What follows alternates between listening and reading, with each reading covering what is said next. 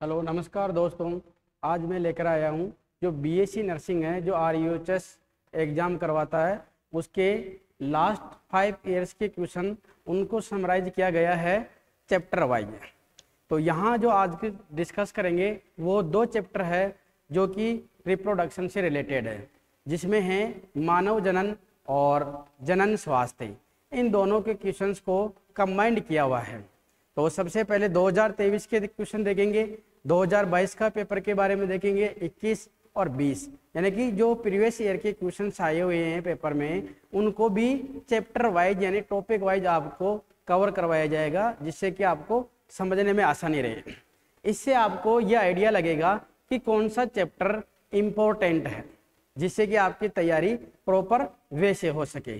तो इसमें जो पहला क्वेश्चन है वो कौन सा है, जैसे कि पहला क्वेश्चन जो 2023 के पेपर में आया हुआ है वो है एमनियोसेंसिस से क्या पता चलता है। एमनियोसेंसिस क्या है? एक ऐसी टेक्निक्स है जिसमें क्या करते हैं, जो जेनेटिक डिजीज होती है उनके बारे में अपन पता लगा सकते हैं। इस टेस्ट के अंतर्गत क्या करते हैं कि जो एमनियोटिक फ्लूइड होता है उसका टेस्ट किया जाता है। तो यहाँ क्या लिखा हुआ है, एमनियोसेंसिस से क्या पता चलता है, यानी कि एमनियोसेंसिस जो एक प्रक्रिया है उसके द्वारा क्या पता लगता है, मस्तिष्क में विकृति, वंशानुगत रोग या हृदय में विकृति। यानी कि जो इस टेक्निक का डेवलपमेंट विकसित जो किया है इसको इसलिए किया गया था कि भ्रूण के समय ही उसमें कोई डिजीज हो रही है जो वंशानुगत होती है, तो उसका पता लगाया जा सकता है, जिससे कि उस बीमारी का इलाज पहले से कर सकते हैं। तो यानी कि इसमें जो राइट आंसर है वो है वंशानुगत जो रोग है उनका पता लगाने के लिए इसका उपयोग करते हैं। लेकिन इस टेक्निक का उपयोग कई सारे जो मेडिकल लेबोरेटरीज होती है वहाँ जो शिशु है उस शिशु का लिंग निर्धारण भी इस टेक्निक के द्वारा हो जाता है। तो जो भारत सरकार है उसने इस टेक्निक्स के ऊपर रोक लगा रखी है, यानी कि इस टेक्निक्स के द्वारा लिंग निर्धारण नहीं किया जा सकता है। यदि इसकी जांच करता हुआ कोई पाया जाता है तो उसको कानूनी रूप से क्या होता है, सजा का निर्धारण प्रावधान है। इससे क्या होता है, कई सारे जो पेरेंट्स होते हैं वो यानी कि जो कन्या है यानी जो फीमेल है उसकी हत्या करवा देते हैं, यानी एबॉर्शन करवा देते हैं। इसलिए इस टेक्निक्स के ऊपर यानी जो कानूनी प्रतिबंध है वो लगा हुआ। इसका कहाँ यूज करना है, जो भ्रूण है उसमें यानी ऐसी कोई डिजीज नहीं है जो यानी कि वंशानुगत हो सकती है, तो उसका ट्रीटमेंट पहले से किया जा सकता है, इसलिए इस टेक्निक का यूज हो रहा है। तो ये ध्यान रखना अपने को। नेक्स्ट क्वेश्चन है अंडोत्सर्ग यानी ओव्यूलेशन किस हार्मोन से प्रेरित होता है। तो अंडोत्सर्ग क्या होता है, जब भी अपन फीमेल की स्ट्रक्चर पढ़ते हैं तो उसके अंतर्गत क्या होता है, जो एमसी साइकिल चलता है, मेंस्ट्रुअल साइकिल चलता है, उसके जो 14वें दिन एक घटनाक्रम होता है। इसमें क्या होता है, जो अंडाणु होता है इस अंडाणु में से सेकेंडरी oocyte रिलीज कर दिया जाता है, जिसी को ही कहा जाता है अंडोत्सर्ग। और ये जो घटनाक्रम होता है ये होता है LH हार्मोन के कारण। यानी 14वें दिन क्या होता है, जो मासिक चक्कर चलता है उसके 14वें दिन LH हार्मोन की जो सांद्रता है वो अचानक बढ़ जाती है, जिसको कहा जाता है LH सर्ज। जिसके कारण क्या होता है, जो ग्राफियन पुट्टिका है, जो मैच्योर फॉलिकल है वो फट जाती है, जिससे क्या होता है उसके अंतर्गत उपस्थित सेकेंडरी oocyte रिलीज हो जाता है। और जो बचा हुआ आवरण है वो कार्पस ल्यूटियम का फॉर्मेशन कर देता है, जो कि एक अंतःस्रावी ग्रंथि के रूप में कार्य करती है और प्रोजेस्टेरोन हार्मोन भी रिलीज करती है। तो क्वेश्चन आया हुआ है कि अंडोत्सर्ग किस हार्मोन से प्रेरित होता है। एस्ट्रोजन, एस्ट्रोजन नहीं है। एफएसएच और एस्ट्रोजन ये भी नहीं है। और दिया हुआ LH और एफएसएच, प्रोजेस्टेरोन अकेला नहीं है, प्रोजेस्टेरोन कार्पस ल्यूटेम के द्वारा स्रावित हो रहा है। तो इसका जो सही आंसर है वो है LH और FSH। FSH का काम क्या था, जो फॉलिकल्स थे, जो पुट्टिकाएं थी, इनको प्रेरित करता है, प्राथमिक से द्वितीयक, द्वितीयक से तृतीयक, ऐसे यानी कि पुट्टिकाओं का निर्माण कर रहा है। तो इसका जो सही आंसर है वो है LH और FSH।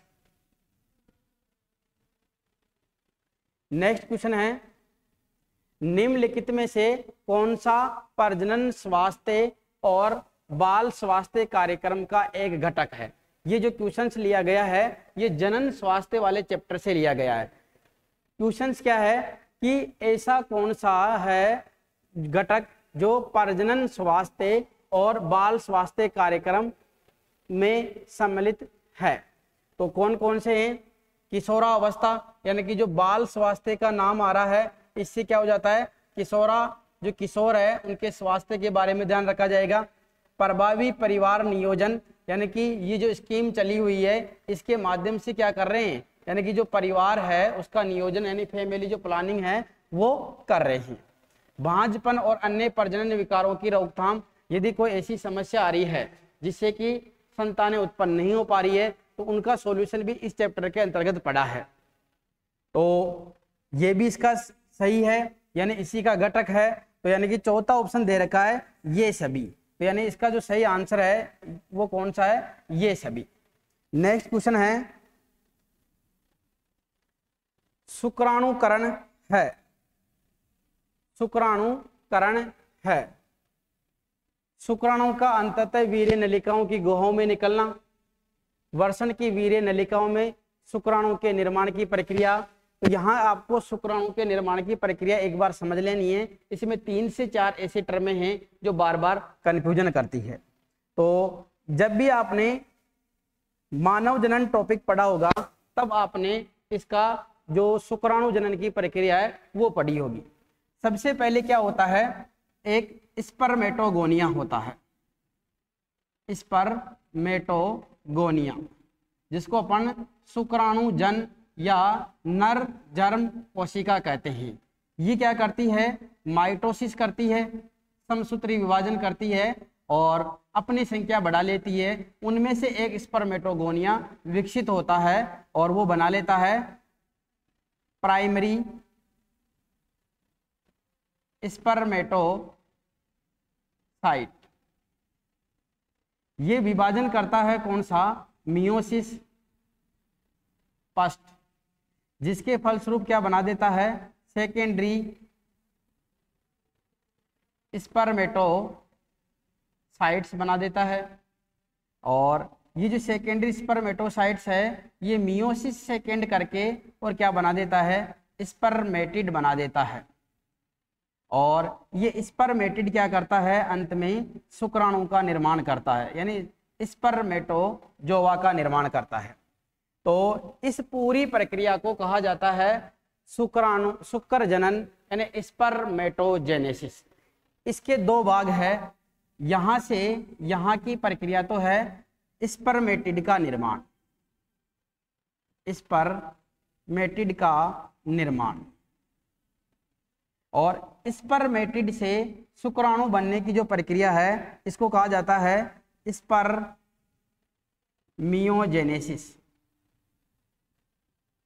और इस शुक्राणु का गुहा के अंतर्गत यानी जो शुक्र जनक नलिका है उसके अंतर्गत आना कहलाता है स्पर्मिएशन। तो 3 टर्में ध्यान रखनी है, स्पर्मेटोजेनेसिस यानी शुक्राणु बनने की पूरी प्रक्रिया है उसको स्पर्मेटोजेनेसिस यानी शुक्र जनन कह रहे हैं। इसकी 2 स्टेप है, पहली स्टेप में स्पर्मेटिड बन रहा है और स्पर्मेटिड से फिर बाद में शुक्राणु रूपांतरित होता। तो जो सेकेंड स्टेप है इसको कहा जाता है स्पर्मियोजेनेसिस।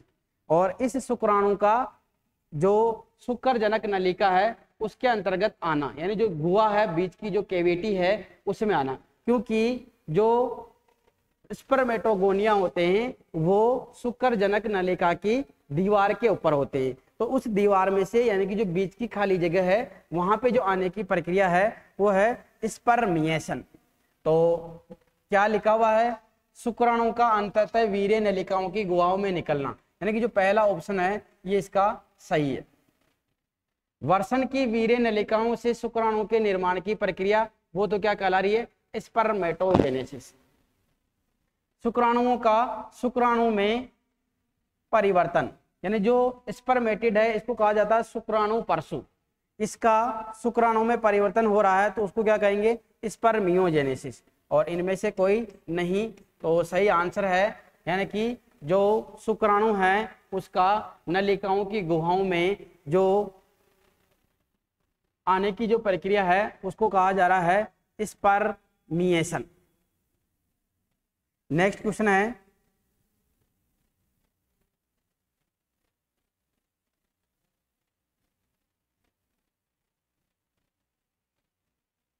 एंडोमेट्रियम किसका स्तर है, एंडोमेट्रियम किसका स्तर है।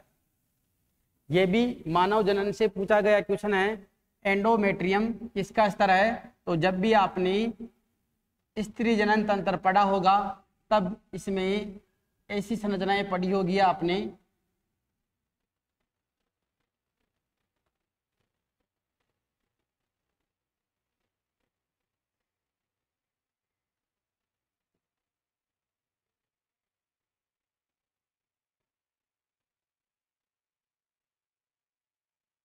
जो गर्भाशय होता है, इस गर्भाशय का जो दीवार होता है वो 3 लेयरों से मिलकर बना हुआ होता है।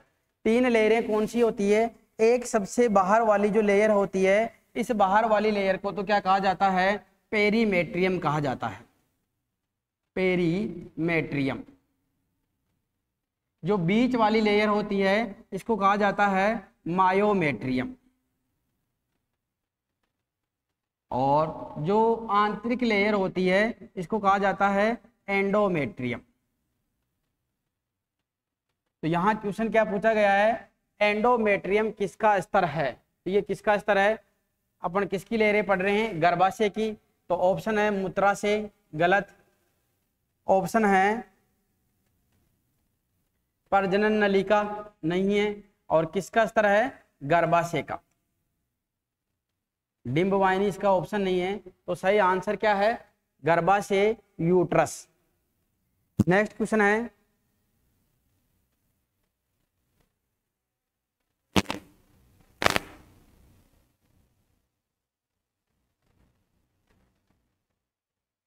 सहेली महिला के लिए एक मौखिक गर्भ निरोधक किसके द्वारा विकसित किया गया है।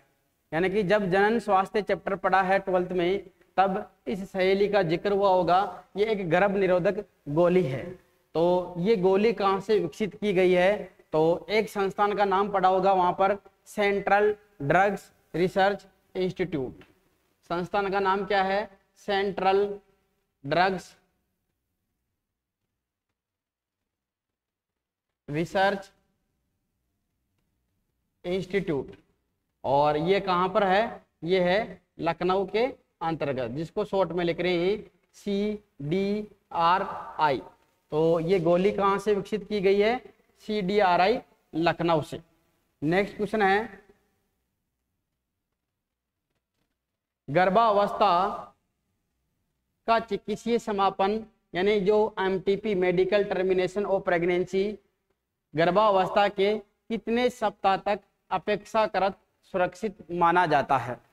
यानी कि जो MTP करवाया जाता है, यानी कि जब गर्भ यानी अपन शिशु का जन्म नहीं चाहते हैं, जैसे कई सारे केसेज होते हैं, जैसे बलात्कार हो जाता है, या अपन ने जो पहली टेक्निक पढ़ी है एमनियोसेंसिस पढ़ी है, उसके द्वारा कोई ऐसा विकृत शिशु यानी का जन्म होने की संभावना है, तो उस कंडीशन में यानी कि गर्भ को अपन यानी कि समाप्त कर सकते हैं, उसको रोक सकते हैं, तो उसको कहा जाता है MTP। ये कानूनी रूप से भी मान्यता मिली हुई इसको, यानी जब डॉक्टर की सलाह ली जाएगी तभी ये कार्य कर सकते हैं। तो यानी कितने सप्ताह तक जो डॉक्टर के मान्यता के अनुसार इसको सही माना गया है, तो वो है 2 माह, 2 से 3 माह। तो यहाँ सप्ताह दिया हुआ है, तो तो एक माह में लगभग 4 सप्ताह हो रहे हैं, यानी 3 माह में हो जाते हैं 12 सप्ताह। तो यानी कि इसका जो सही आंसर है वो है 12 सप्ताह।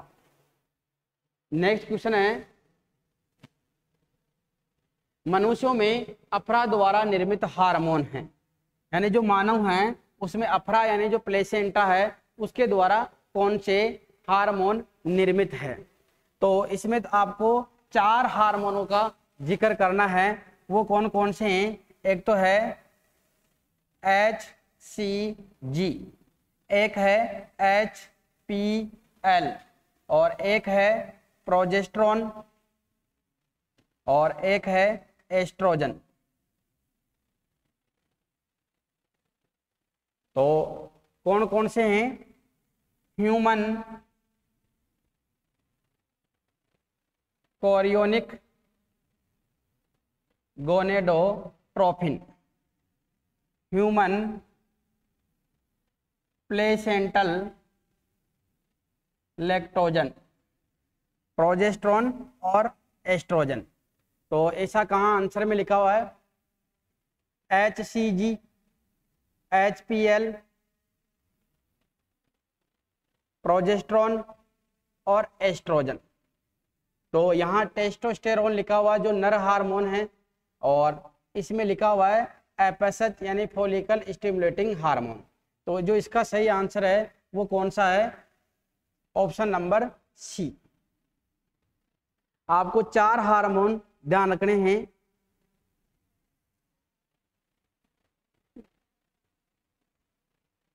नेक्स्ट क्वेश्चन है,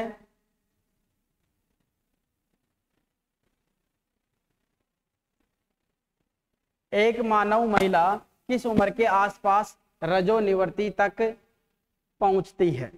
यानी जब भी मेंस्ट्रुअल साइकिल पढ़ा जाता है, मासिक चक्कर पढ़ा जाता है, मासिक चक्कर, इस मासिक चक्कर की जो शुरुआत है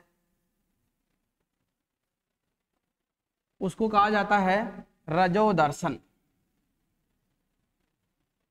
रजोदर्शन। और जब ये समाप्त होता है तो उसको कहा जाता है रजोनिवृत्ति। इसको कहा जाता है मेनार्क, और इसको कहा जाता है मेनोपॉज। रजोदर्शन का प्रारंभ होता है जब किशोरावस्था प्रारंभ होती है, यानी लगभग 12 से 14 वर्ष की आयु में। और रजोनिवृत्ति कब मानी जाती है? 45 से लेके और 50 वर्ष की आयु में। तो यहाँ क्वेश्चन क्या है? रजोनिवृत्ति तक कब पहुंचती है? तो पहला ही ऑप्शन है 45 से 50 वर्ष। नेक्स्ट क्वेश्चन है,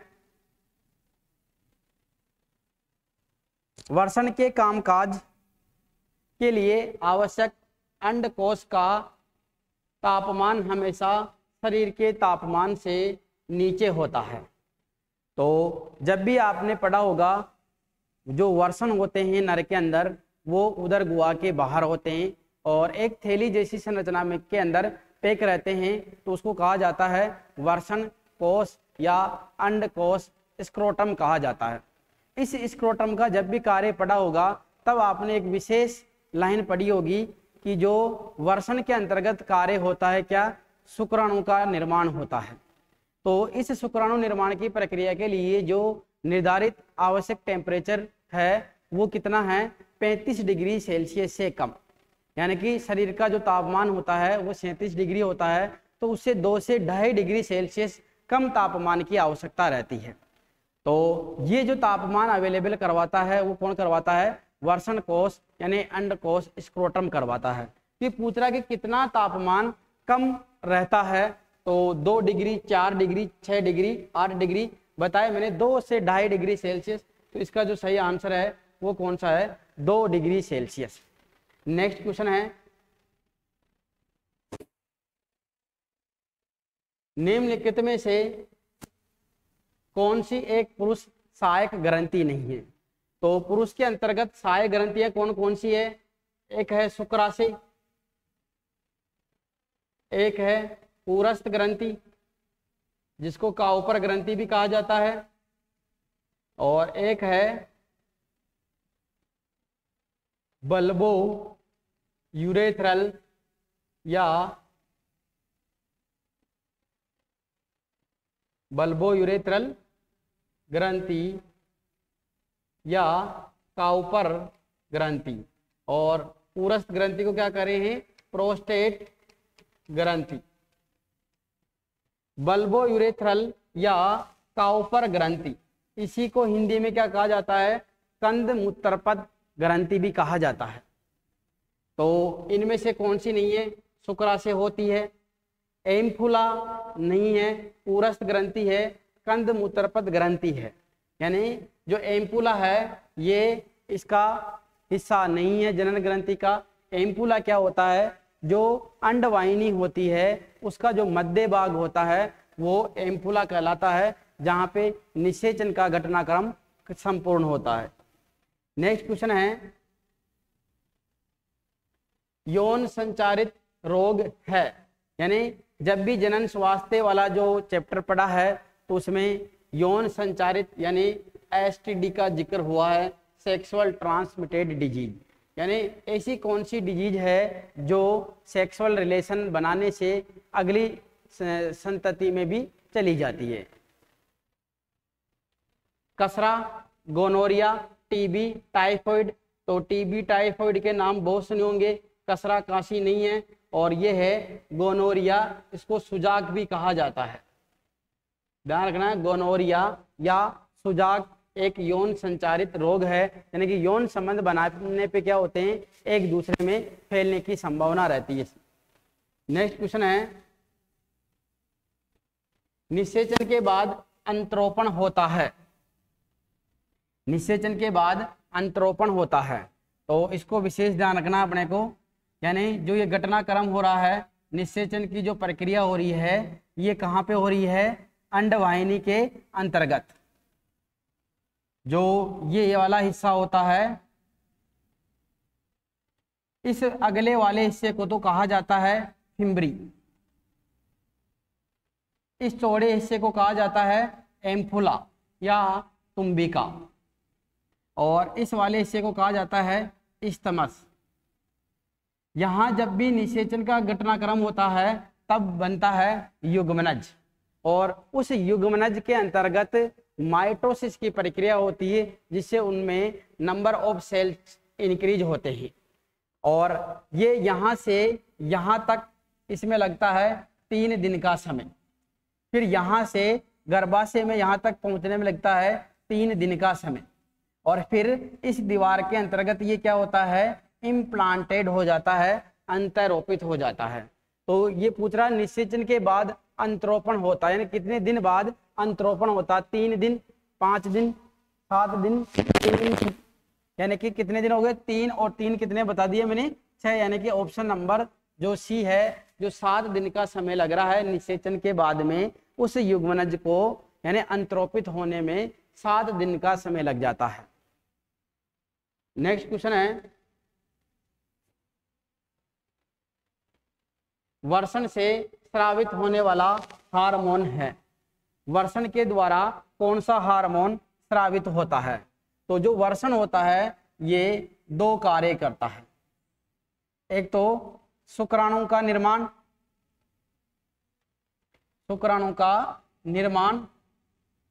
और दूसरा नर हार्मोन का स्रावण भी यही करता है। नर हार्मोन कौन सा है, पुंजन या एंड्रोजन, और इसका जो सामान्य उदाहरण है वो है टेस्टोस्टेरोन। तो इसमें देखो, progesterone, vasopressin, testosterone, option number C. और ये टेस्टोस्टेरोन कौन रिलीज करवाता है, यानी जब भी इस वर्षण के अंतर्गत संरचना पड़ी होगी तो इसमें 3 कोशिकाओं का जिक्र हुआ होगा। एक तो है लीडिंग कोशिकाएं, वो लीडिंग कोशिकाएं ही क्या करती है, नर हार्मोन या टेस्टोस्टेरोन का स्राव करती है। नेक्स्ट क्वेश्चन है, मां को भ्रूण से जोड़ने वाला अस्थायी अंग है, यानी मां और भ्रूण को जोड़ने वाला अंग कौन सा है, वो भी अस्थाई। तो प्लेसेंटा यानी नाल या जरायु या अंतः गर्भाशय कला या भ्रूण आवरण। तो माँ को और भ्रूण को जोड़ने वाला जो हिस्सा है वो कौन सा है, प्लेसेंटा यानी नाल। नेक्स्ट क्वेश्चन है, गर्भाशय की कौन सी परत, गर्भाशय की कौन सी परत माहवारी के अंतर्गत झरती है, यानी कि कौन सी परत है जो मासिक चक्कर के दौरान टूट के और बाहर निकलती है। तो जब भी पढ़ा है अपन ने 3 परतें पढ़ी है, पेरीमेट्रियम, मायोमेट्रियम और एंडोमेट्रियम। तो सबसे जो आंतरिक परत होती है वो कौन सी होती है, एंडोमेट्रियम।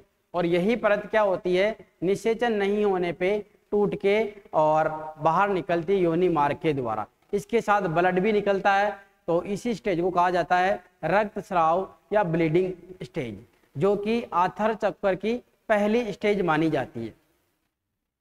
तो इसका सही आंसर हो गया एंडोमेट्रियम। नेक्स्ट क्वेश्चन है, शुक्राणु बनाने के लिए कितने द्वितीयक शुक्राणु कोशिकाओं की आवश्यकता होगी। यहां दिया हुआ है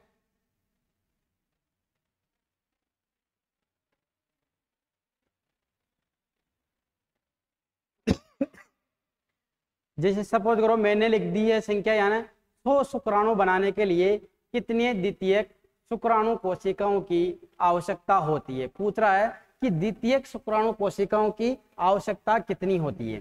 तो इसका फ्लो चार्ट मैंने बताया था आपको। सबसे पहले क्या होता है, स्पर्मेटोगोनिया। इस स्पर्मेटोगोनिया से क्या बनता है, प्राइमरी स्पर्मेटोसाइट्स। इस प्राइमरी, यहां तो क्या हुआ था, माइटोसिस। इसके अंतर्गत फिर क्या हुआ, मियोसिस फर्स्ट। इससे क्या हुआ, 2 संरचनाएं बनी जिनको अपन क्या कह रहे हैं, इसका नाम तो है प्राइमरी स्पर्मेटोसाइट्स, ये हो गया। सेकेंडरी स्पर्मेटोसाइट्स, इनके अंतर्गत फिर क्या होता है, विभाजन होता है मियोसिस सेकेंड। इनमें मियोसिस सेकेंड होता है और ये बना लेते हैं स्पर्मेटिड। ये प्रत्येक जो सेकेंडरी स्पर्मेटोसाइट है ये किसका निर्माण कर लेते हैं, स्पर्मेटिड का। और ये प्रत्येक स्पर्मेटिड क्या करता है, शुक्राणु का निर्माण करता है। प्रत्येक स्पर्मेटिड क्या करता है, एक एक शुक्राणु का निर्माण कर लेता है। तो क्वेश्चन क्या पूछ रहा है, 100 शुक्राणु बनाने के लिए कितने स्पर्मेटोसाइट, जो सेकेंडरी स्पर्मेटोसाइट्स है उनकी आवश्यकता रहेगी। तो आपको पता है यदि प्राइमरी स्पर्मेटोसाइट्स की संख्या पूछता है तो 1 से कितने बन रहे हैं, 4। लेकिन पूछ रहा है किसकी, सेकेंड्रो स्पर्मेटोसाइट।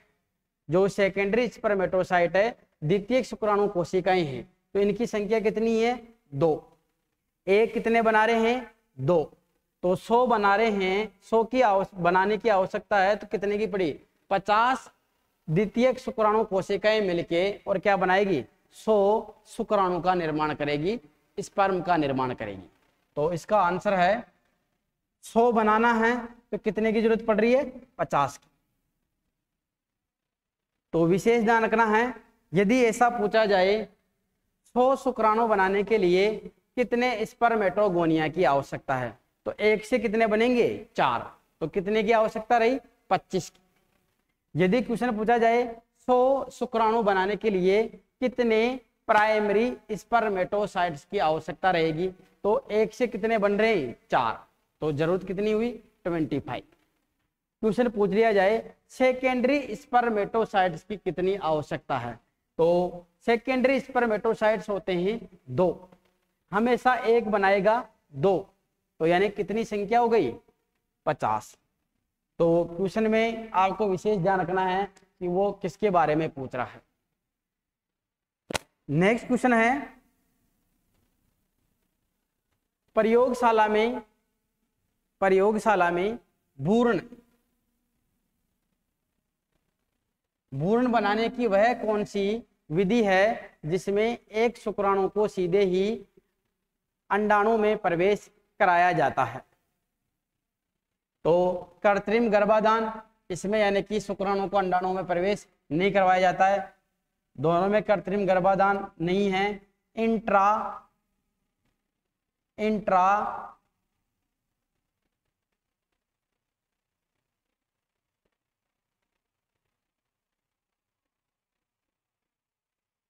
गेमिट इंट्राफेलोपियन ट्रांसफर, तो फेलोपियन निषेचन नलिका गया, वहां भी नहीं है, तो इसका आंसर कौन सा है? इंट्रा माइक्रोप्लाज्मिक स्पर्म इंजेक्शन, ये इसका सही आंसर है। नेक्स्ट क्वेश्चन है,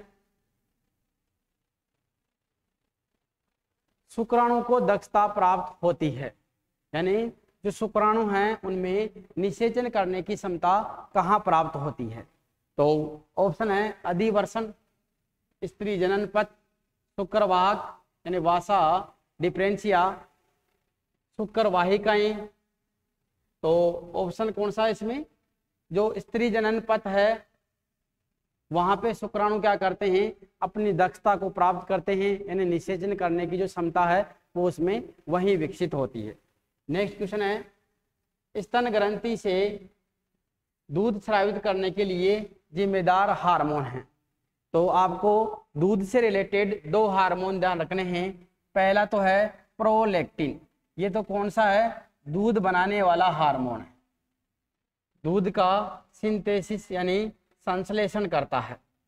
और जो ऑक्सीटोसिन हार्मोन है ये दूध का सेक्रेशन करता है, दूध को स्रावित करता है। तो यहाँ कौन सा हार्मोन है?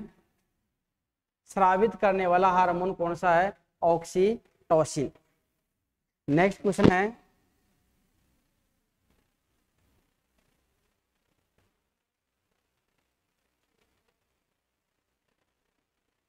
तो ये टोटल क्वेश्चन है 20 क्वेश्चंस जो आपके बीएससी नर्सिंग में अब तक पूछे गए क्वेश्चंस हैं।